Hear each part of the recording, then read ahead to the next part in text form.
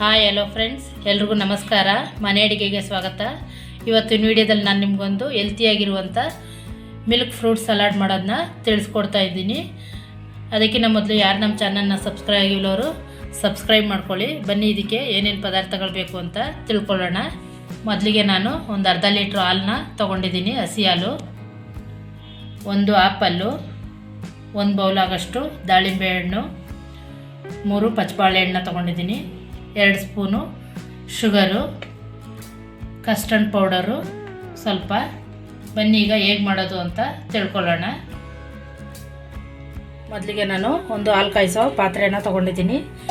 ಮೊದಲೇ ಇದಕ್ಕೆ ಈಗ ಹಾಲೆಲ್ಲ ಹಾಕೋತಾ ಇದ್ದೀನಿ. ಅರ್ಧ ಲೀಟ್ರ್ ಹಾಲನ್ನು ಕೂಡ ಹಾಕ್ಕೊಂಡು ಕಾಯಿಸ್ಕೋಬೇಕು. ಇದನ್ನು ಮಾಮೂಲಿ ನಾವು ಹಾಲು ಕಾಯಿಸೋ ಗೊತ್ತೇ ಇರುತ್ತಲ್ಲ, ಆ ರೀತಿಯಾಗಿ ಹಾಲನ್ನ ಕಾಯಿಸ್ಕೋಬೇಕು. ನೀರೆಲ್ಲ ಹಾಕೋಕೆ ಹೋಗ್ಬಾರ್ದು. ಇದು ಚೆನ್ನಾಗಿ ಕಾಯಬೇಕು ಸ್ವಲ್ಪ ಹೊತ್ತು. ನೋಡಿ, ಈಗ ಹಾಲು ಚೆನ್ನಾಗಿ ಕಾದಿದೆ. ಒಂದು 10 ನಿಮಿಷಕ್ಕಾದರೆ ಸಾಕು.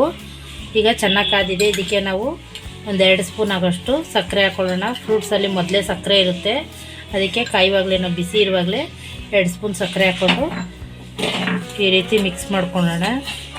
ಇದು ಬಿಸಿಲೇ ಎಲ್ಲ ಕರ್ಗೋಗ್ಬಿಡುತ್ತೆ, ಜಾಸ್ತಿ ಬಿಸಿ ಮಾಡೋದೇನು ಬೇಡ. ಈಗ ಸ್ಟವ್ ಆಫ್ ಮಾಡ್ಕೊಳ್ಳೋಣ. ಹಾಲು ಕೂಡ ಚೆನ್ನಾಗಿ ಕಾದಿದೆ. ಇದು ಸ್ವಲ್ಪ ತಣ್ಣಗಾಗಬೇಕು.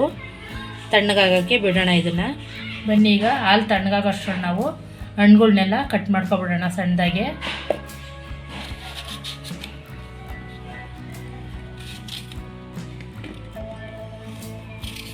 ಬನ್ನಿ ಈಗ ಹಣ್ಣುಗಳನ್ನೆಲ್ಲ ಕಟ್ ಮಾಡಿ ಇಟ್ಕೊಂಡಿದ್ದೀನಿ. ಇದ್ರ ಜೊತೆ ದಾಳಿಂಬೆ ಕೂಡ ಇಟ್ಕೊಂಡಿದ್ದೀನಿ. ಇದ್ರಿಗೆ ಈಗ ನಾವು 3 ಸ್ಪೂನ್ ಆಗೋಷ್ಟು ಕಸ್ಟರ್ಡ್ ಪೌಡರ್ನು ಕೂಡ 3 ಸ್ಪೂನು ಒಂದು ಬೌಲ್ಗೆ ಹಾಕಿ ಇಟ್ಕೊಂಡಿದ್ದೀನಿ. ಈಗ ನಾನು ಕಾಯಿಸಿ ತೊಗೊಂಡಿದ್ನಲ್ಲ ಅದೇ ಹಾಲು ತಣ್ಣಗಾಗಿದೆ. ಇದನ್ನೇ ಕೂಡ ಹಾಕೋತಾ ಇದ್ದೀನಿ. ನಾವು ಬಿಸಿ ಹಾಲಲ್ಲಿ ಹಾಕಿದ್ರೆ ಗಂಟಾಗ್ಬಿಡುತ್ತೆ, ಅದಕ್ಕೆ ನಾನು ತಣ್ಣಗಾದ್ಮೇಲೆ ತೊಗೊಂಡಿದ್ದೀನಿ. ಇದನ್ನೀಗ ಮಿಕ್ಸ್ ಮಾಡ್ಕೋಬೇಕು. ಒಂದು ಗಂಟಿಲ್ದಿದ್ದಂಗೆ ಚೆನ್ನಾಗಿ ಮಿಕ್ಸ್ ಮಾಡ್ಕೋಬೇಕು. ನೋಡಿ, ಒಂದು ಗಂಟಿಲ್ದಿದ್ದಂಗೆ ಎಲ್ಲ ಮಿಕ್ಸ್ ಆಗಿದೆ. ನಮಗೆ ಈ ಪ್ಯಾಕೆಟಲ್ಲಿ ಯಾವ ರೀತಿ ಇದೆ ಅದೇ ರೀತಿ ಬೇಕು ಅಂದರೆ ನಾವು ಚೆನ್ನಾಗಿ ಹಾಲನ್ನ ಕಾಯಿಸಿರ್ತೀವಲ್ಲ ಅದನ್ನು ಹಾಕಿ ಈ ರೀತಿ ಗಟ್ಟಿಗೆ ಮಾಡಿಕೊಂಡ್ರೆ ನಮ್ಗೆ ಸೇಮ್ ಇದೇ ಥರ ಬರುತ್ತೆ. ಈಗ ನಾವು ಇದೇ ರೀತಿ ಮಾಡಿ ತೋರಿಸ್ತಾ ಇದ್ದೀನಿ.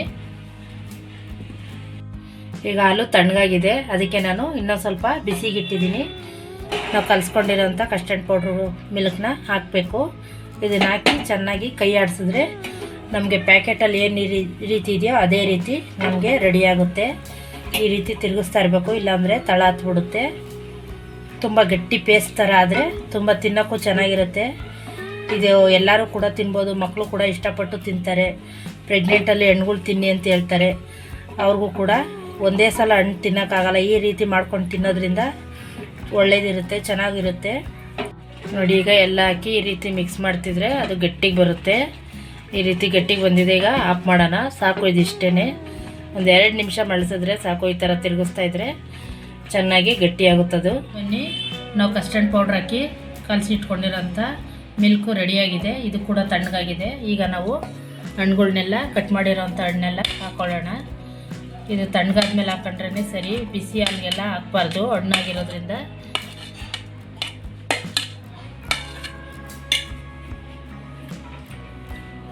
ಈಗ ಇದಕ್ಕೆ ನಾನು ದಾಳಿಂಬೆ ಹಣ್ಣು ಕೂಡ ಹಾಕೋತಾ ಇದ್ದೀನಿ.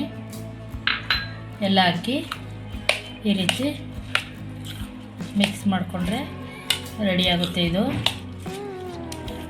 Fruit milk salad ರೆಡಿಯಾಗುತ್ತೆ.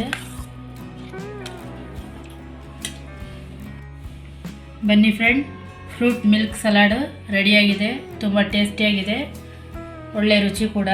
ಇದು ಡಯಟ್ ಕಾನ್ಸೆಪ್ಟಲ್ಲಿ ಇರೋರಿಗೆ ಮಾತ್ರ ತುಂಬಾ ಯೂಸ್ ಆಗುತ್ತೆ. ಒಳ್ಳೆ ಹೆಲ್ತಿ ಫುಡ್ಡು, ತುಂಬಾ ಇಷ್ಟ ಕೂಡ ಆಗುತ್ತೆ ನಿಮಗೂ. ಒಂದು ಸಲ ಟ್ರೈ ಮಾಡಿ ನೋಡಿ.